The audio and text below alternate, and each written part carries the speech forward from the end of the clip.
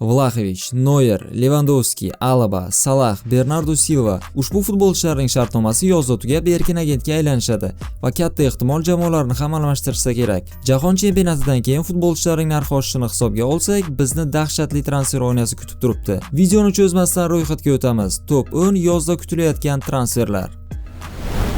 Alessandro Bastoni Barselonaga.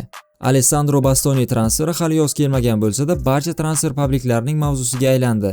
27 yoshli italiyalik markaziy himoyachi Barselona bilan allaqachon kelishuvga erishgan. Endi faqat jamoalar o'zaro kelisha olsa, transfer yakunlanishi kutilmoqda. Nega Barsa Bastoniga bunchalik qiziqib transferga mablag' ajratmoqchi? Sababi oddiy. Ronaldo Araujoning so'nggi yillardagi super performanslari sabab Barselona himoyasi sezilarli darajada sustlashdi va Chempionlar Ligasidagi muvaffaqiyatsizliklarning sababi ham aynan shunda edi. Bastoni hozirgacha Inter safida 300 dan ortiq o'yin o'tkazib, 7 ta gol urib, 30 ta assist amalga oshirgan. Markaziy himoyachi uchun bu ajoyib statistika. Asosiy muammo nimada? Inter himoyachi uchun 80 million yevro talab qilmoqda. Barselona esa markaziy himoyachi uchun bunday summani bera olmaydi. Deko aytgandek, ushbu yozdagi asosiy kuchaytiriladigan pozitsiya bu markaziy hujumchi. Barsa Inter bilan kelishuvga Hector Fordni qo'shib transfer summasini biroz kamaytirishi mumkin. 50-60 million yevrogacha. Interning o'zi ham Fordga qiziqish bildirayotganini hisobga olsak, ushbu transfer yozda amalga oshishi mumkin. Alisson Juventusga. Bu yil yozda Turinda katta transfer kutilmoqda. Fabrizio Romano aytishiga qaraganda, Juventus Liverpool darvozaboni Alissonni o'z tarkibiga qo'shib olishi mumkin.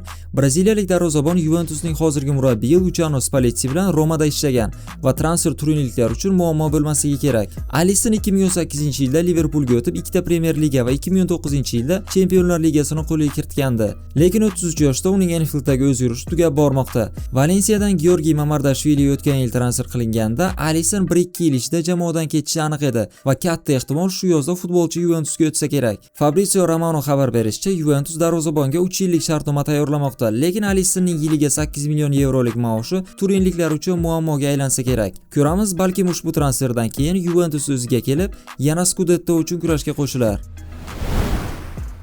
Tchouaméni yoki Sandro Tonali Manchester Unitedga. Michael Carrick Manchester Unitedga murabbiy bo'lgandan keyin jamoaning natijalari ijobiy tarafga o'zgardi va hatto qizil iblizlar keyingi yil Chempionlar Ligasida ham ishtirok etishi mumkin. Lekin Unitedning yarim himoyasi juda achinarli ahvolga kelib qoldi.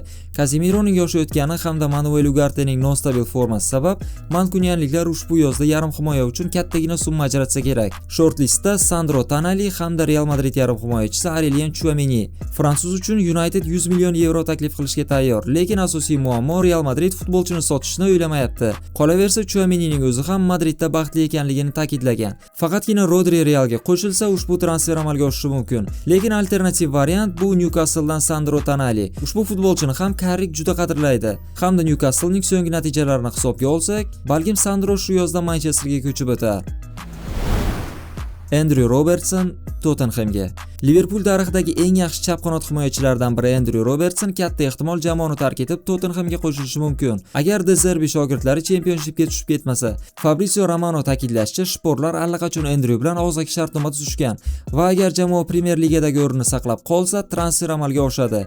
Robertson 2017-yilda Hull Citydan Liverpoolga kelib qo'shiladi va 9 ta sovrin yutib, so'nggi yillarning eng yaxshi chap qanot himoyachilaridan biri edi. Uning Trent bilan tandemini hali hech kim esdan chiqarmasa kerak. Lekin ushbu mavsumdan boshlab Robertsonning o'rnini 22 yoshli Milosh Kerkez egallab, uni zaxiraga o'tkazib qo'ydi. Aytib o'tganimdek, agar Tottenham Premier Ligada qolsa, Robertson ularga juda ham asqotadi. Agar Championshipga tushib ketsa, katta ehtimol Andrew Robertson Celticga qaytishi mumkin.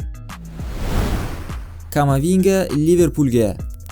Eduardo Camavinganing Bavariyaga qarshi performansidan keyin uning transferi borasidagi yangiliklar yanada kuchaymoqda. Muxlislar Bavariyaga qarshi uchralgan mag'lubiyatda aynan Eduardoni ayblab, klubdan ketishini talab qilishmoqda. Haqiqatan ham Eduardo Camavinga so'nggi 2 yildan beri umuman o'z darajasiga yaqin o'yin ko'rsatmayapti. Mallorcaga qarshi o'tkazilgan 2 ta golda ham aynan u futbolchilarni yopa olmagani sabab Real chempionlik poygasidan chiqib ketdi. 2023-yildan beri birinchi marta Camavinga sotilmaydigan futbolchilar ro'yxatiga kirmayapti va Liverpoolning futbolchiga qiziqishini hisobga olsak, shu yozda transfer amalga oshishi mumkin. Jordan Henderson jamoani tark etgandan keyin Liverpoolning tayanch yarim himoyasi bo'shab qolmoqda. Gravenberch esa ba'zida yaxshi, ba'zida o'rtacha o'yin ko'rsatadi. Merseysaydeliklar 50 million yevro evaziga futbolchini Liverpoolga olib kelishi mumkin, agar jamoaning yangi murabbiyi ushbu transferni tasdiqlasa. Nico Paz va Victor Munoz Real Madridga. Real Madrid so'nggi 2 yillikda eng yomon mavsumlardan birini boshidan kechirmoqda. Na Chempionlar Ligasi bor, na La Liga. Klubda yulduz futbolchilar keragidan ortiq bo'lgani bilan ham jamoa natija ko'rsata olmayapti. Lekin El Debate nashri yozishicha, Florentino Perez allaqachon jamoaga Realning ikkita tarbiyalanuvchisi Nico Paz hamda Victor Munyozni olib kelishni reja qilgan. Victor Munyoz o'sha mashhur El Clasicoda birga-bir vaziyatni ko'kka sovurgan futbolchi. Nico Paz Como safda fenomenal o'yin ko'rsatayotgani sabab aniq bu mavsum jamoasini o'zgartiradi.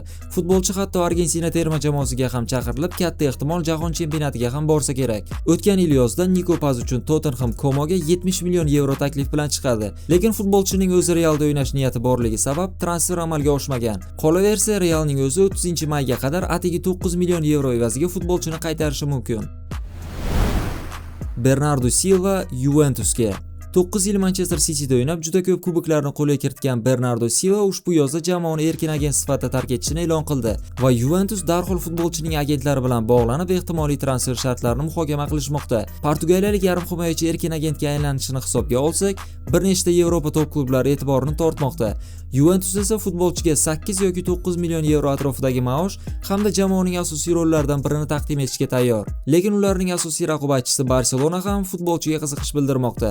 Bernardoning o'zi ham bir necha yillardan beri Barsaga o'tishga harakat qilib kelgan, lekin kataloniyaliklarning moliyaviy ahvoli transfer amalga oshishiga yo'l qo'ymagandi. Katta ehtimol Bernardo baribir Juventusga o'tsa kerak, chunki Barsa hozirda boshqa pozitsiyalarni kuchaytirish bilan ovora. Yarim himoyachilar esa keragidan ortiq.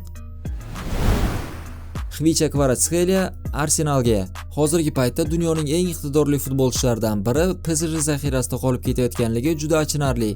Gap Xvicha Kvaratskhelia haqida ketmoqda.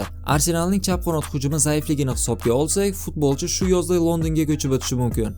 The Independent nashri xabar berishicha, londonliklar gruziyalik futbolchini o'z safiga qo'shib olish haqida o'ylashmoqda. Futbolchining agentlari ham taklifni eshitishga tayyor. Kvara bu mavsum 35 ta uchrashuvda 11 ta gol kiritib, PSJning chorak finalga chiqishida katta rol o'ynagan edi.